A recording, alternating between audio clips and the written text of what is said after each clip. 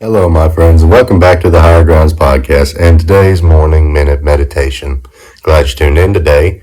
And today, I was simply thinking on the human habit of complaining. As human beings, we're naturally given over to that tendency to complain about things when they go wrong, they don't go our way, or just if we're having a rotten day, we tend to complain about things in general. And something I've always thought was interesting about that was that we, as Christians, complain. You say, preacher, what are you talking about? Of course we as Christians complain. Well, thinking back to when I got saved, one of the things I realized when I got saved was the fact that I was a sinner. I was deserving of hell. I deserved to go there. I deserved to suffer for all of eternity. And yet God reached down in His mercy and His grace. He saved me and gave me new and eternal life. Now that in and of itself was more than I deserved. And yet thinking about that, and I'm not saying since that point that I haven't complained, and it's something I still struggle with. But at the same time, why should I complain?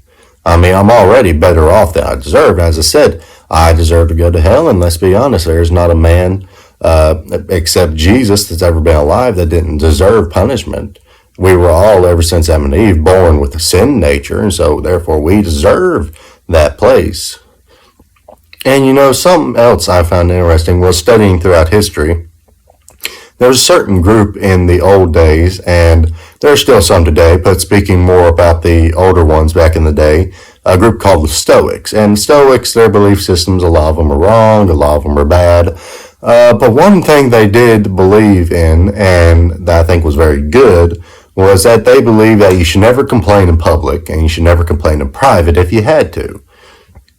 Now let's think about that for a second. These, most of them back in the day especially, were wicked, they were heathens, they worshipped other gods, and yet we as Christians can't stop complaining with the power of God on our sides. Let's think about it here. It's not God's problem, honestly, because He's told us already He gives us the power to do these things, so whose fault is it? Look, at the end of the day, it's a choice you've got to make. Are you going to complain about the blessings that God has given you? And let's be honest, even the bad things that happen to you in life, they're better than you deserve. So are you going to complain about it? Or are you going to be grateful for the goodness of God in your life? It's a simple thought, my friends, but I hope you have a blessed day.